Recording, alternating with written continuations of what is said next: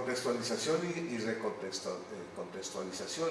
El tipo de saber y procesos metodológicos que se consigue no es estandarizado, sino que está determinado por los niveles de desarrollo del grupo y por la especificidad de la práctica a sistematizar. En consecuencia, se hace desde el proceso mismo y no sobre él, lo que abre un camino por el cual los sujetos de la acción se empoderan del saber sobre su práctica y desde él ingresan a las comunidades de acción y pensamiento para disputar la manera como éste se produce, se aprende y se distribuye. Aquí hay que cambiar también, o sea, el único modelo que tenemos es el de la objetividad, entonces hay que ir a laboratorios. Cuando hay otros modelos de aprendizaje, por ejemplo, en el caso de los niños pequeños, el juego, en el caso de los chicos hoy, en el uso de las tecnologías, en el trabajo que se hace, por ejemplo, los niños cuando trabajan con sus familias, en el caso de los indígenas, por ejemplo, que ellos aprenden a través de sus tradiciones. Entonces, hay diferentes, no hay una sola forma de producir conocimiento que sea solamente el aula y la escuela, entonces es en toda la comunidad. Los instrumentos, todo proceso de sistematización debe tener todos los instrumentos de registro. O sea, desde el primer momento que comenzamos a desarrollar el trabajo, tiene que registrarse y para ello utilizamos varios instrumentos. Uno tiene que ver con los registros individuales, entonces tiene que haber un cuaderno de notas, tiene que haber un diario de campo, tiene que haber una libreta, tiene que haber unas bitácoras. En el proyecto vamos a ver que siempre vamos a tener las bitácoras. Tiene que haber un registro de actividades grupales, o sea, cuando se reúnen el grupo, y entonces tienen que haber actas para que ahí se dé cuenta de lo que se hizo. Las relatorías, por ejemplo, si hay niños de diferentes niveles, entonces qué hicieron los niños pequeños, qué hicieron los niños, los jóvenes, los medianos, qué hicieron los grandes, qué hicieron los maestros. Entonces ahí se va a poner todo lo que hizo el maestro en eso. Y tienen que haber memorias. O sea, la memoria es la recuperación de todos los procesos y los diferentes aspectos del conocimiento que se han tenido. Tendríamos todo lo que tiene que ver para procesar lecturas de documentos. Entonces, por ejemplo, que se necesita leer la historia del barrio, la historia de la comunidad, la historia de la institución.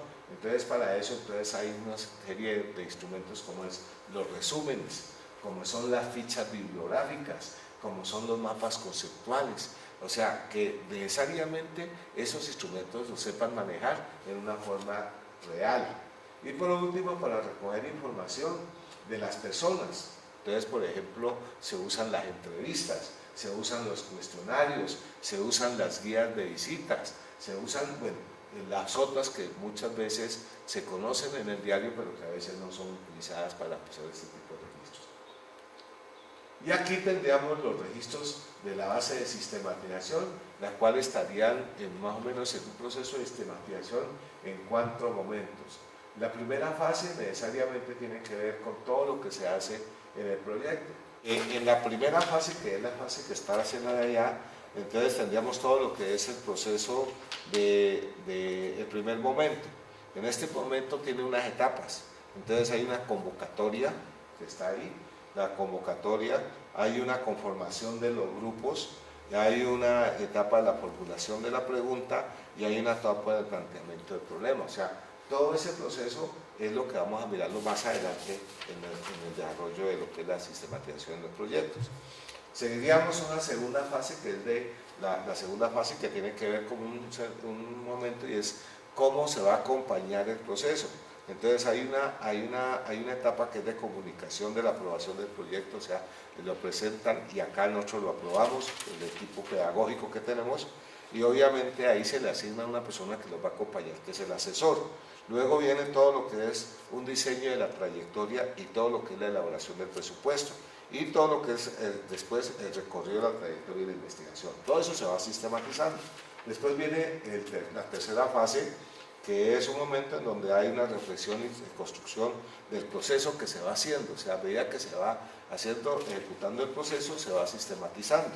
Estos tienen una serie de etapas que tienen que ver, por ejemplo, con visitas, con elaboraciones, con trabajos que se van haciendo, y que necesariamente pues se van conociendo a través de las bitácoras que van haciendo y de las asesorías. Y viene la última, que es la cuarta fase, en donde ya está todo lo que es la organización, la elaboración del documento y obviamente la reflexión del documento para que ya a través de ese documento se produzca el saber y conocimiento. Entonces ahí tendríamos todo lo que es el proceso de sistematización. Tendríamos la segunda parte de este trabajo, que tiene que ver con lo que hemos llamado la ruta metodológica de la elaboración de los proyectos de grupos de investigación de niños, niñas y jóvenes, que está ya contemplado en el proceso fundamental de lo que es el proyecto.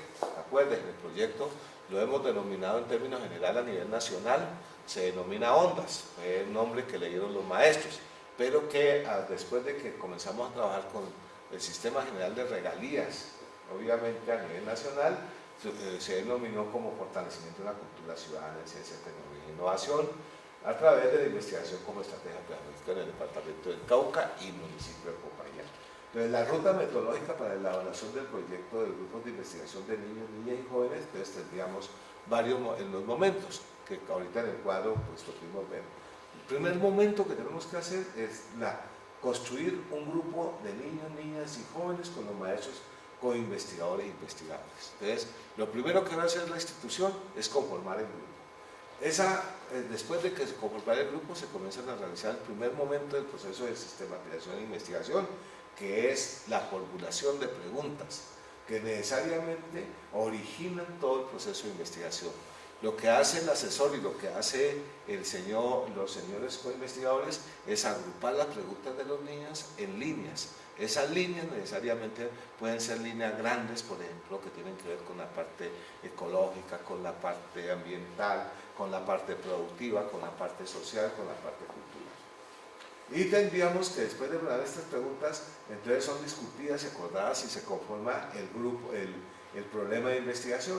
Ese problema de investigación, entonces necesariamente ya tiene que cumplir con una serie de elementos. ¿Qué es lo que realmente va a hacer el grupo? No una persona ni un profesor, sino el grupo que se consolida. Y ahí, obviamente, no solamente aparece un profesor, sino que aparecen todos los profesores que quieran participar. Después de tener ya el trabajo, ese grupo tiene que ser inscrito al sistema y obviamente al inscribirse entonces en la parte, más adelante van a encontrar, va a haber unos documentos donde están inscritos y obviamente les pondremos la dirección. El grupo es seleccionado, tendrá un asesor y coordinador de la zona a la que pertenece. Entonces, pues, vamos a tener divisiones por diferentes municipios del departamento del Cauca y obviamente van a tener su propio asesor. Después de haber cumplido con esto, el proyecto a través de eso va a asignar un capital para cada uno de los proyectos de 400.000 pesos y el cual debe estar determinado por un presupuesto para que los niños lo gasten. No es para el profesor ni para la institución, es para los niños.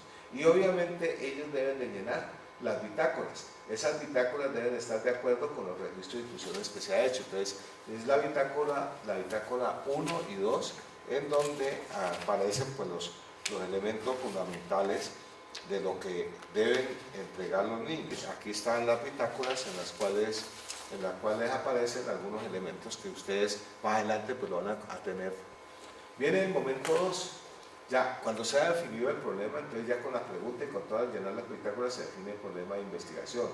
Esa tiene que tener una descripción de ese problema. Entonces, si se va a trabajar, por decir un ejemplo muy sencillo, los niños dicen, vamos a trabajar el problema que tenemos en la vereda sobre la contaminación del río.